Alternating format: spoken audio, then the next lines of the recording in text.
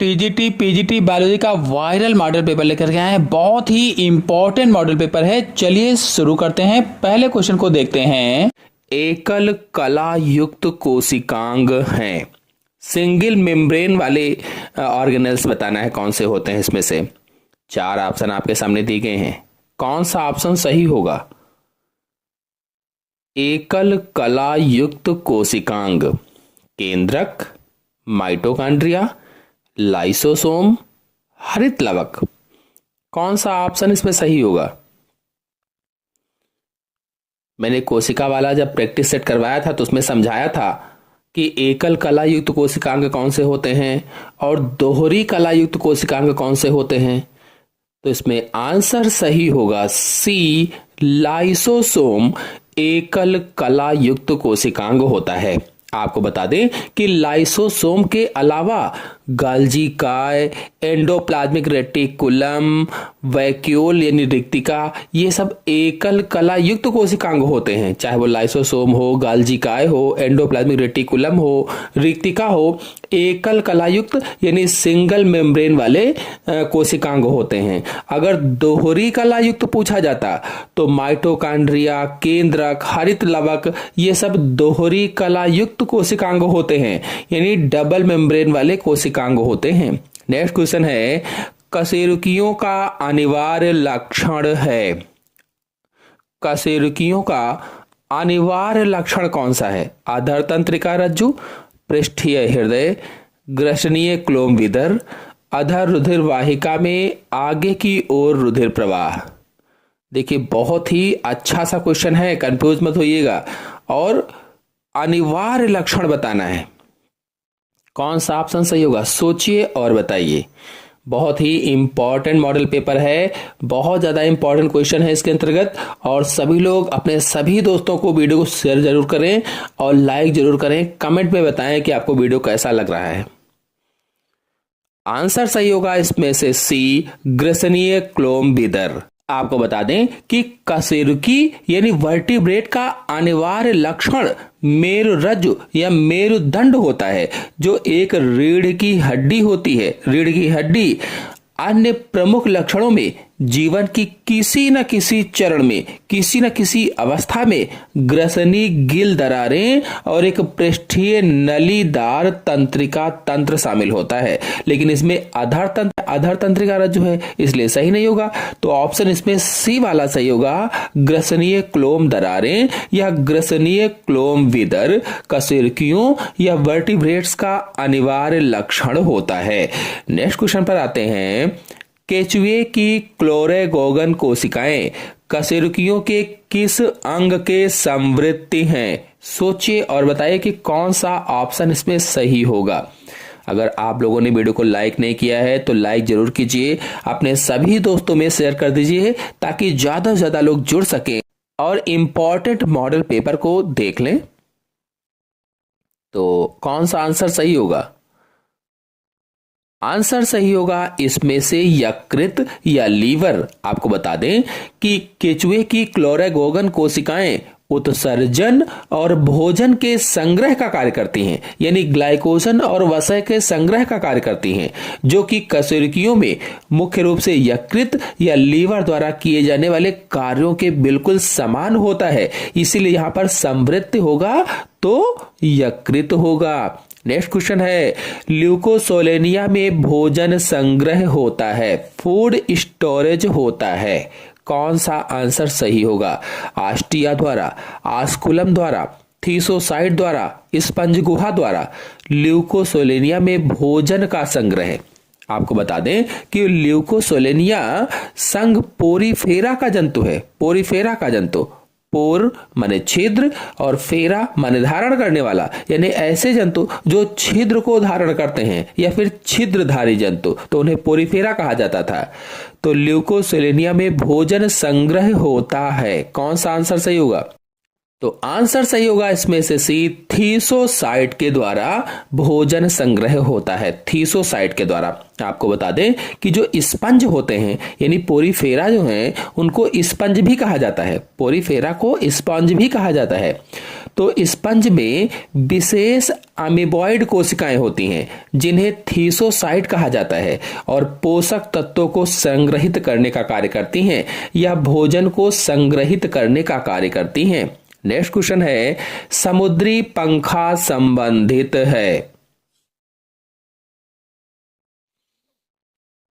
समुद्री पंखा किससे संबंधित है? सिलेंट्रेटा से, पोरीफेरा से, इकाइनोडर्मेटा से, मोलस्का से। सी फैन किससे संबंधित है? तो हम सभी लोग जानते हैं इसका आंसर सही होगा पहला, सिलेंट्रेटा से। जब थ्योरी आपको समझा रहे थे तो सिलेंट्रेटा संघ पढ़ाया था, उसमें बताया था कि समुद्री पंखा सिलेंट्रेटा में पाए जाते हैं, यानी कि समुद्री पंखा, इसका वैज्ञानिक नाम गार्गोनिया है, गार्गोनिया। और फाइलम सिलेंट्रेटा या फाइलम सिलेंट्रेटा को नाइडेरिया भी कहा जाता है, नाइडेरिया या निडेरिया भी कहते हैं, इसी से संबंधित होता है। नेक्स्ट क्वेश्चन है, निम्नलिखित में से किसके द्वारा जैव विकास का प्रमाण प्रदर्शित नहीं होता है? किसके द्वारा जैव विकास का प्रमाण प्रदर्शित नहीं होता है? आर्कियोपेटेरिक्स, गाय, पेरिपेटस, नियोपिलाइना। कौन सा आंसर सही होगा?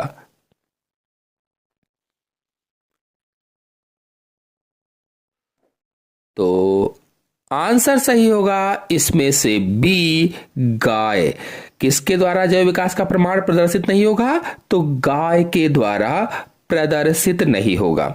आपको बता दें कि इसमें से जो आर्कियोपेटेरिक्स है ये सरीसृप और पक्षी के बीच की संयोजी कड़ी है या कनेक्टिंग लिंक होता है, और जो पेरिपेटस है एनिलिडा और आर्थ्रोपोडा के बीच की कड़ी है। पेरिपेटस एनिलिडा और आर्थ्रोपोडा के बीच की कड़ी है। और जो नियोफिलाइना है, नियोफिलाइना एनिलिडा और मोलस्का के बीच की संयोजी कड़ी होती है, जबकि ये गाय आधुनिक स्तनधारी है। नेक्स्ट क्वेश्चन है, वह अंग जो उत्पत्ति में भिन्न किंतु कार्य की दृष्टि से समान होते हैं कहलाते हैं। ऐसे अंग जो उत्पत्ति में तो भिन्न है, ओरिजिन में भिन्न है, लेकिन उनका जो फंक्शन है वो एक समान है, कार्य को देखते हुए समान है, तो उसे क्या कहा जाता है? समवृत्ति, समजात, अवशेषी, इनमें से कोई नहीं। कौन सा ऑप्शन सही होगा? अगर आप लोग समवृत्ति अंग किसे कहते हैं, समजात अंग किसे कहते हैं, अवशेषी अंग किसे कहते हैं, इन सब को डिटेल से नोट्स सही समझना चाहते हैं तो हमारे चैनल में इन सब पर बहुत ही आसान तरीके से मैंने इन सब को अलग अलग वीडियोस में समझाया हुआ है। आप लोग जाकर के अच्छी तरीके से देख सकते हैं, समझ सकते हैं।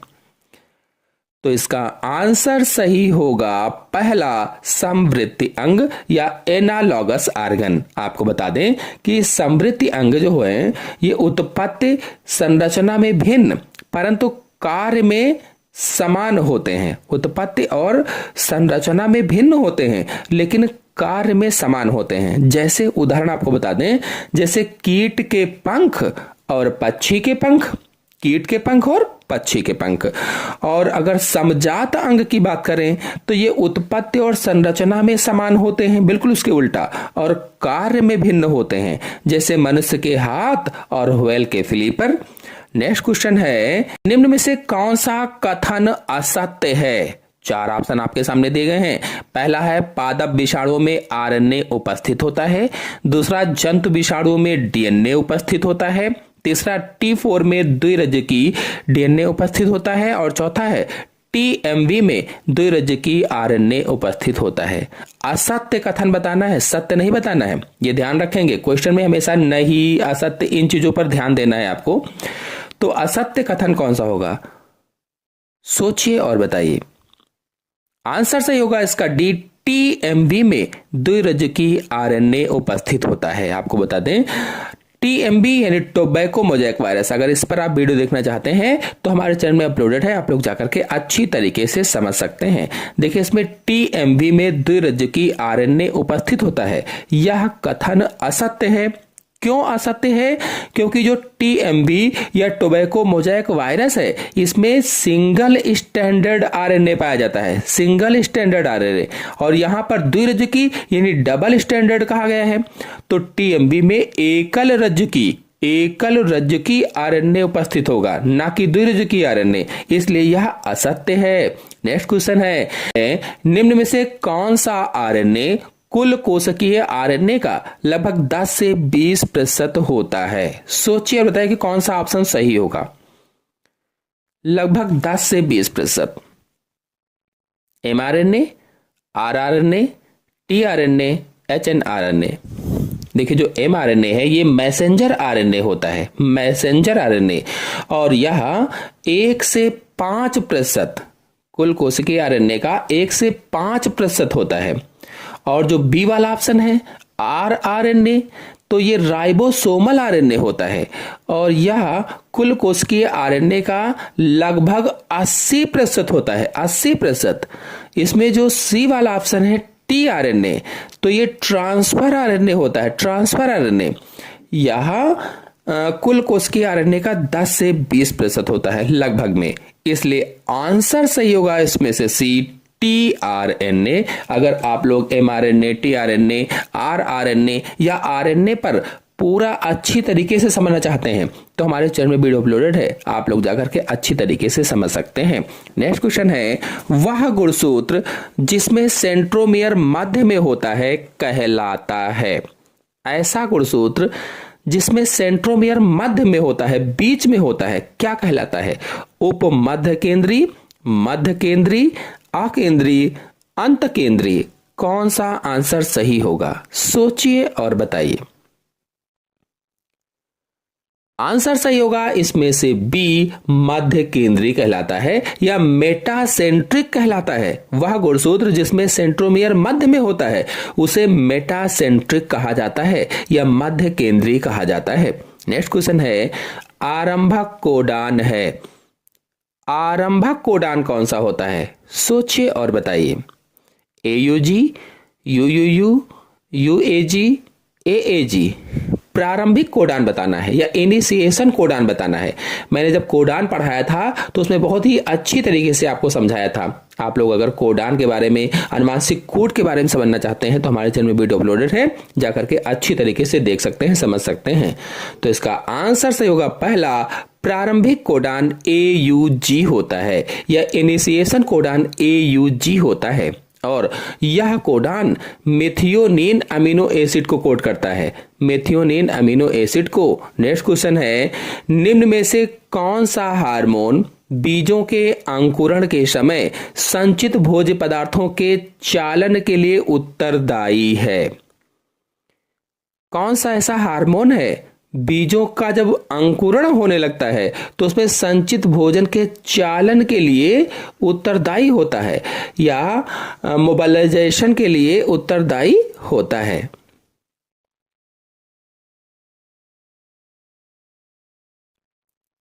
Auxin, gibberellin, cytokinin, ethylene. Video को लाइक ना किया हो तो लाइक जरूर कीजिए, अपने सभी दोस्तों में शेयर कर दीजिए। आंसर सही होगा इसका बी, जिब्रेलिन। आप लोग अगर ऑक्सिन, जिब्रेलिन, साइटोकाइनिन, एथिलीन या फिर किसी अन्य हार्मोन के बारे में समझना चाहते हैं तो हमारे चैनल में वीडियो अपलोडेड है, आप लोग जाकर के अच्छी तरीके से देख सकते हैं।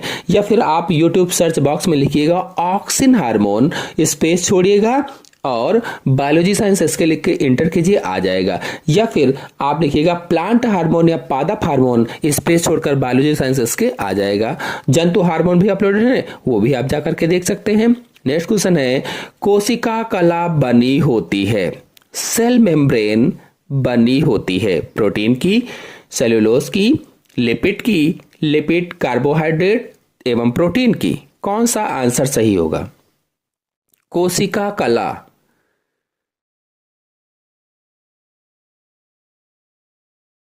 आंसर सही होगा इसमें से डी, लिपिड, कार्बोहाइड्रेट तथा प्रोटीन की बनी होती है।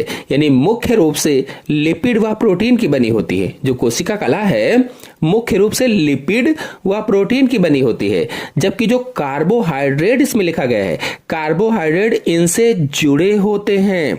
नेक्स्ट क्वेश्चन है, समान जाति के जंतु को, नेक्स्ट क्वेश्चन है, समान जाति के जंतु जो समान आवास में रहते हैं बनाते हैं।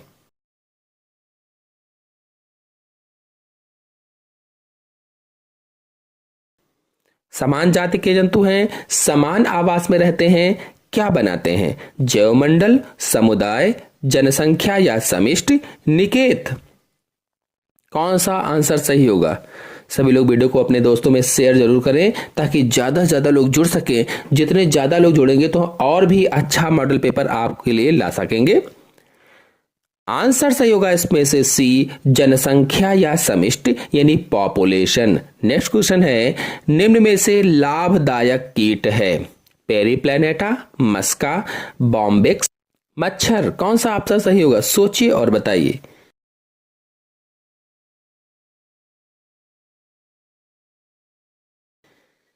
निम्नलिखित में से लाभदायक कीट बताना है।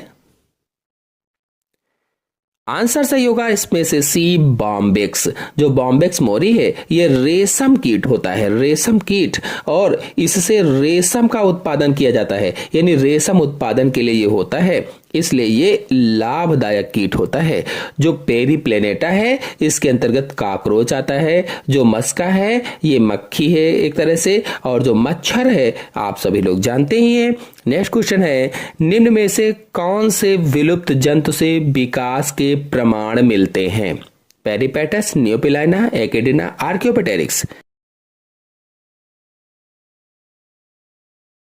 निम्नलिखित में से कौन से विलुप्त जंतु से विकास के प्रमाण मिलते हैं? पेरिपेटस, नियोपिलाइना, एकेडिना, आर्कियोपेटेरिक्स। विकास के प्रमाण किससे मिलते हैं? सोचिए और बताइए कि कौन सा आंसर सही होगा इसमें।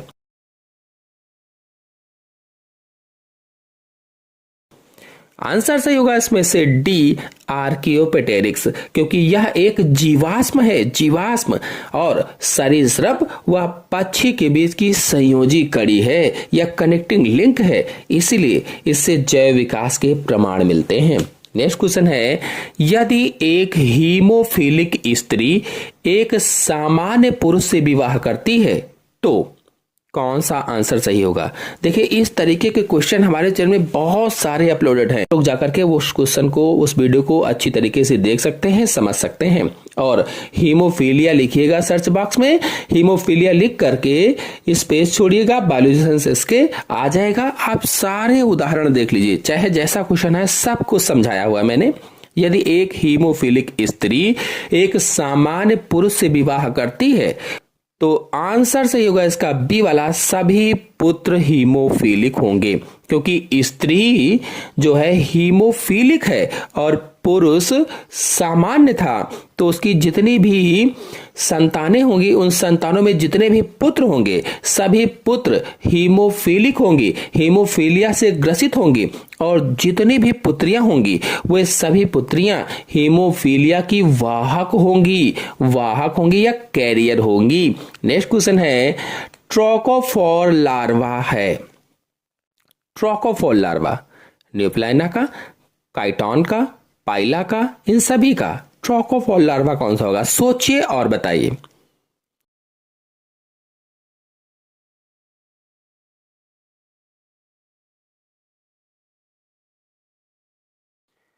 आंसर सही होगा इसमें से डी, इन सभी का। नेक्स्ट क्वेश्चन है, गोनेडोट्रोपिन हार्मोन है। गोनेडोट्रोपिन हार्मोन कौन सा?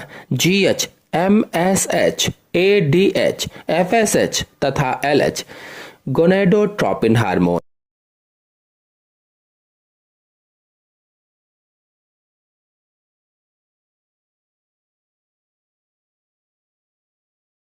आंसर सही होगा इसमें से डी, FSH तथा LH होता है। FSH यानी फॉलिकल स्टिमुलेटिंग हार्मोन, LH यानी ल्यूटिनाइजिंग हार्मोन। ये दोनों हार्मोन पीयूष ग्रंथि के द्वारा स्रावित होते हैं, या पिट्यूटरी ग्रंथि के द्वारा स्रावित होते हैं, या मास्टर ग्रंथि के द्वारा स्रावित होते हैं, और जननांगों को नियंत्रित करते हैं, गोनेड्स को नियंत्रित करते हैं, इसीलिए इन्हें गोनेडोट्रोपिन हार्मोन कहा जाता है। नेक्स्ट क्वेश्चन है, यकृत से निकलकर हृदय की ओर जाने वाले रुधिर में अधिकता होती है। कौन सा आंसर सही होगा? जब तक आप लोग आंसर सोच रहे हैं, आपको बता दें हमारे चैनल में बहुत सारे प्रैक्टिस सेट, थ्योरी की क्लासेस LT ग्रेड वाली अपलोडेड हैं। आप लोग चाहें तो जाकर के उन सबको देख सकते हैं। आंसर सही होगा इसमें से बी, यूरिया की। यकृत यानी लीवर से निकलकर हृदय या हार्ट की ओर जाने वाली रुधिर में अधिकता होती है यूरिया की। और आपको बता दें यकृत अमोनिया को कम विषैला यूरिया में परिवर्तित करता है। जो हमारा लीवर है ये अमोनिया को कम विषैले यूरिया में परिवर्तित कर देता है, उसको कम विषैला करता है। और यह यूरिया यकृत सिरा द्वारा हृदय की ओर जाता है और फिर किडनी द्वारा बाहर निकाल दिया जाता है या उत्सर्जित हो जाता है। नेक्स्ट क्वेश्चन है, एल्यूरोन की परत पाई जाती है। एल्यूरोन की परत पाई जाती है भ्रूण में, न्यूसेलस में, भ्रूणपोष में, अंतस्थ त्वचा में। एल्यूरोन की परत किस में पाई जाएगी? कौन सा आंसर सही होगा? सोचिए और बताइए।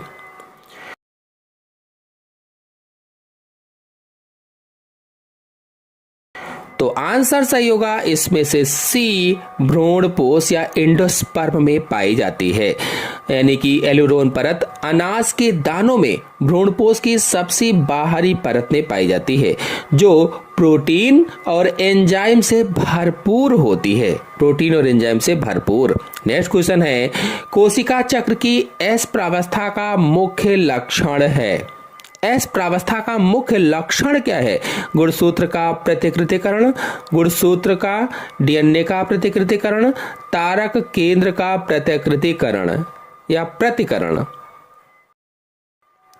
कौन सा आंसर सही होगा? सोचिए और बताइए।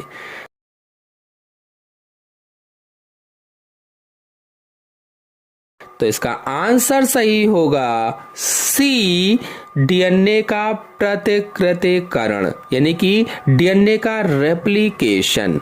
आपको बता दें कि जो एस प्रावस्था है या जो एस फेज है, सिंथेसिस फेज जो होती है, डीएनए की मात्रा दोगुनी हो जाती है जिसे डीएनए प्रतिकृतिकरण या डीएनए डुप्लीकेशन या डीएनए रेप्लिकेशन या डीएनए द्विगुणन कहा जाता है। नेक्स्ट क्वेश्चन है, मक्का में जंपिंग जीन की खोज की थी। जो मक्का होता है उसमें जंपिंग जीन की खोज किसने की? हुंगो डे व्रीज ने, टी.एच. मॉर्गन ने, बारबरा मैक्लिंटॉक ने, मेंडल ने।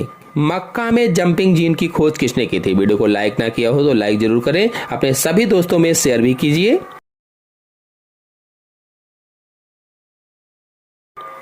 तो इसका आंसर से होगा सी, बारबरा मैक्लिंटॉक ने की थी। यानी कि बारबरा मैक्लिंटॉक ने मक्का में ट्रांसपोसॉन या जंपिंग जीन की खोज की थी जिसके लिए उन्हें नोबेल पुरस्कार मिला था। नेक्स्ट क्वेश्चन है, क्लोरोफिल की कोर निर्मित होती है।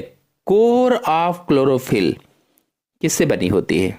Fe द्वारा, Mn द्वारा, CH3 द्वारा, Mg द्वारा। 4 ऑप्शन आपके सामने दिए गए हैं, कौन सा ऑप्शन सही हो सकता है?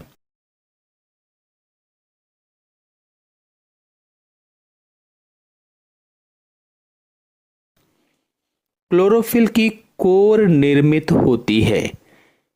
आंसर सही होगा इसमें से डी, Mg के द्वारा यानी मैग्नीशियम से निर्मित होती है। नेक्स्ट क्वेश्चन है, आरएनए में अनुपस्थित होता है। आरएनए में एब्सेंट होता है एडेनिन, ग्वानिन, थाइमिन, साइटोसिन।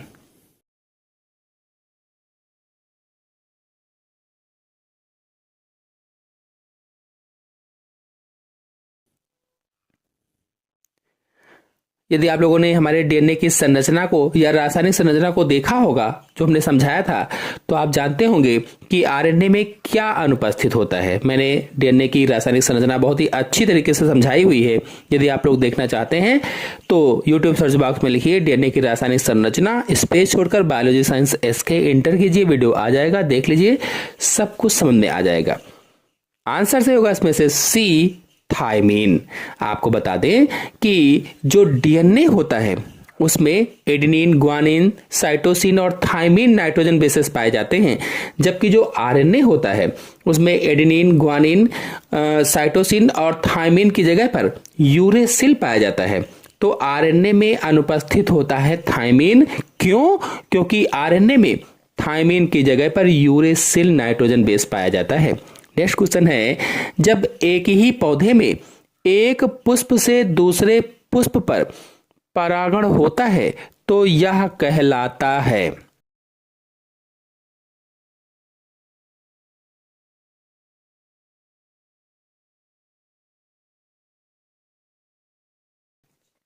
एक ही पौधा है, एक ही पौधे पर कई सारे पुष्प लगे होंगे, तो एक पुष्प से उसी पौधे के किसी दूसरे पुष्प पर अगर परागण हो रहा है तो उसे क्या कहा जाता है? चार ऑप्शन आपके सामने दिए गए हैं। स्वयुग्मन, पर्णसेचन, सजात पुष्पी परागण, इनमें से कोई नहीं। देखिए, जब एक ही पौधा होता है और उस एक ही पौधे के एक पुष्प से दूसरे पुष्प पर परागण होता है तो उसे जिटेनोगैमी कहा जाता है। जिटेनोगैमी, तो इसमें आंसर सही होगा सी, सजात पुष्पी परागण, और इसी को जिटेनोगैमी बोला जाता है। और यह स्वपरागण के समान होता है, स्वपरागण के समान। नेक्स्ट क्वेश्चन है, लाइकेन प्रदर्शित करते हैं। लाइकेन क्या प्रदर्शित करते हैं? सहोपकारिता, कमेंसलिज्म, परजीविता, मृतोपजीविता। आपको बता दें, यदि आप लोग परागण या पॉलिनेशन पर वीडियो देखना चाहते हैं तो टोटल जितने भी परागण है सब पर, चाहे वो कीट परागण हो, वायु परागण हो, जल परागण हो, सब पर वीडियो अपलोडेड है। आप लोग जाकर के अच्छी तरीके से चित्र सहित समझ सकते हैं। आंसर सही होगा इसमें से पहला, सहोपकारिता। लाइकेन्स सहोपकारिता प्रदर्शित करते हैं। अगर आप लोग सहोपकारिता क्या है, कमेंसलिज्म क्या है, परजीविता क्या है, मृतोपजीविता क्या है, ये सब जानना चाहते हैं तो हमारे चैनल में समिष्टि वाला वीडियो देखिए, उसमें मैंने सब कुछ चित्र सहित समझाया हुआ है। नेक्स्ट क्वेश्चन है, 4 प्राथमिक शुक्र कोशिकाओं से कितने शुक्राणुओं का निर्माण होता है?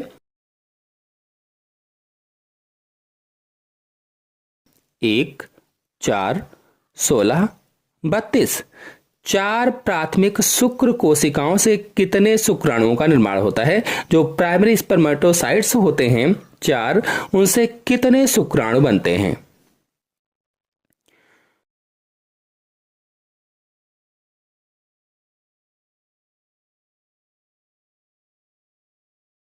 तो एक प्राथमिक शुक्र कोशिका से 4 शुक्राणुओं का निर्माण होता है। अब यहां पर 4 प्राथमिक शुक्र कोशिकाएं हैं तो कितना हो जाएगा? इसमें आंसर सही होगा सी, 16 शुक्राणुओं का निर्माण होगा।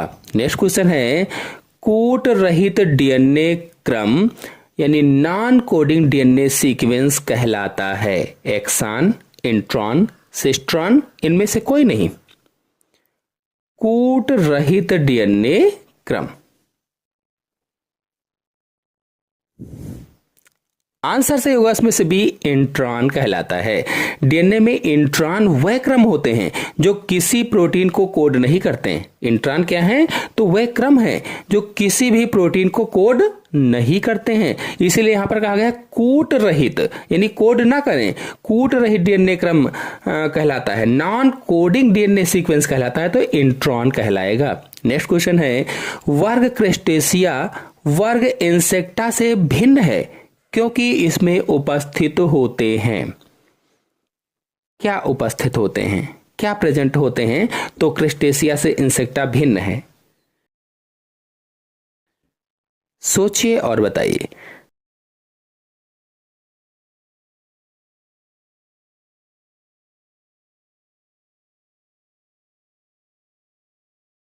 आंसर सही होगा इसमें से पहला, 2 जोड़ी श्रृंगिकाएं उपस्थित होती हैं, इसीलिए क्रिस्टेशिया इंसेक्टा वर्ग से भिन्न है। यानी क्रिस्टेशिया वर्ग में 2 जोड़ी श्रृंगिकाएं होती हैं। जैसे झींगा है तो झींगा में 2 जोड़ी श्रृंगिकाएं होती हैं या 2 जोड़ी एंटीनी होती हैं, जबकि इंसेक्टा वर्ग में जैसे जो कीट होते हैं इनमें केवल 1 जोड़ी होती है। नेक्स्ट क्वेश्चन है, निम्न में से कौन से प्रकार का संयोजी ऊतक प्रतिरक्षी उत्पन्न करता है? कौन से प्रकार का कनेक्टिव टिश्यू एंटीबॉडीज उत्पन्न करता है? 4 ऑप्शन आपके सामने दिए गए हैं। मास्ट कोशिकाएं, कोलेजन तंतु, प्लाज्मा कोशिकाएं, इनमें से कोई नहीं। कौन सा ऑप्शन सही होगा? वीडियो को लाइक ना किया हो तो लाइक जरूर करें, अपने सभी दोस्तों में शेयर भी कीजिए।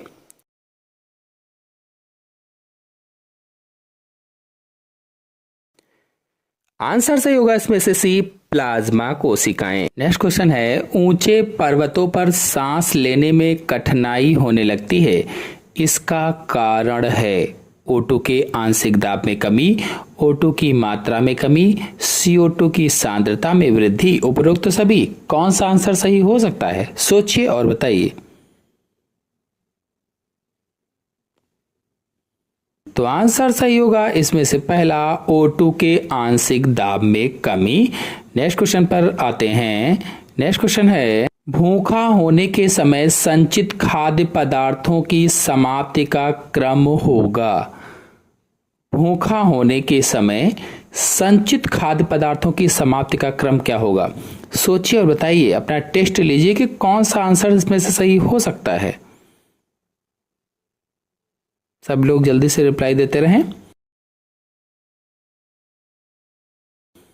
फिलहाल इसमें आंसर सही होगा पहला, कार्बोहाइड्रेट, वसा और प्रोटीन। नेक्स्ट क्वेश्चन है, उष्णकटिबंधीय सवाना क्षेत्र में पाए जाने वाले जीव या जीवों का उदाहरण है वनबिलाव, पांडा, कृतक, जेब्रा। कौन सा ऑप्शन सही हो सकता है? सोचिए और बताइए।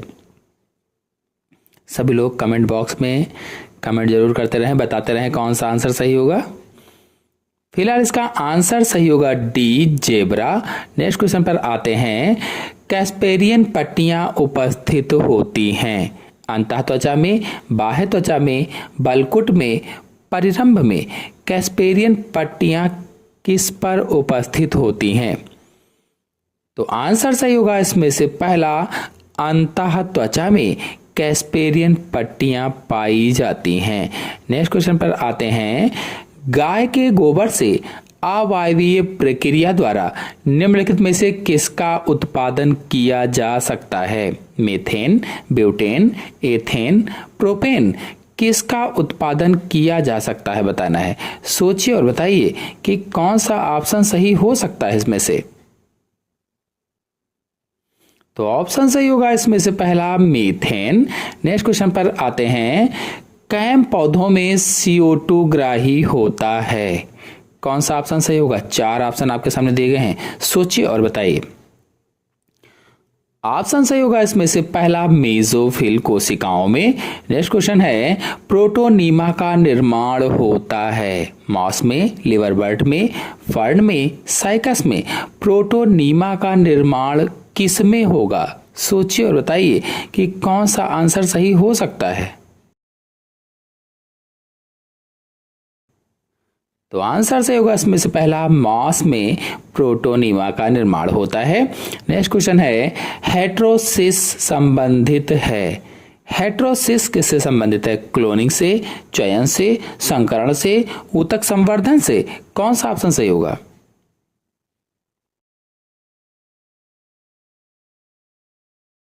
हेट्रोसिस किससे संबंधित होती है? तो आंसर सही होगा इसमें से सी, संकरण से संबंधित है। नेक्स्ट क्वेश्चन है, एल्बिनिज्म होता है बहुजीनी, अप्रभावी, बहुविकल्पता, प्रभावी। एल्बिनिज्म क्या होता है? सोचिए और बताइए कि कौन सा ऑप्शन सही हो सकता है इसमें से। एल्बिनिज्म होता है।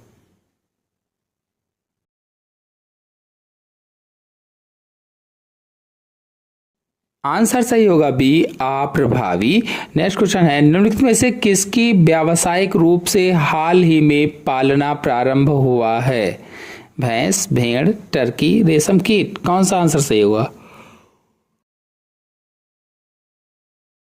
तो आंसर सही होगा इसमें से सी, टर्की।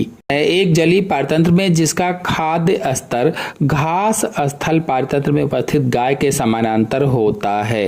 कौन सा ऑप्शन सही होगा? सोचिए और बताइए। होगा इसमें से भी जंतु प्लवक। नेक्स्ट क्वेश्चन है, पॉलीउटरस स्तनधारी है।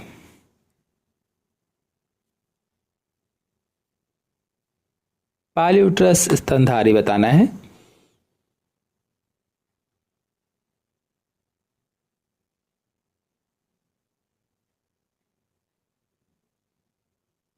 आंसर सही होगा इसमें से 20 सशक पॉलीउटरस स्तनधारी होता है। तो आशा है आज के सभी क्वेश्चन आपको अच्छी तरह समझ में आ गए होंगे। आ गए हो तो वीडियो को लाइक कीजिए, अपने सभी दोस्तों में शेयर कर दीजिए। चैनल पहली बार आए हैं तो चैनल को सब्सक्राइब भी कर लीजिए। धन्यवाद।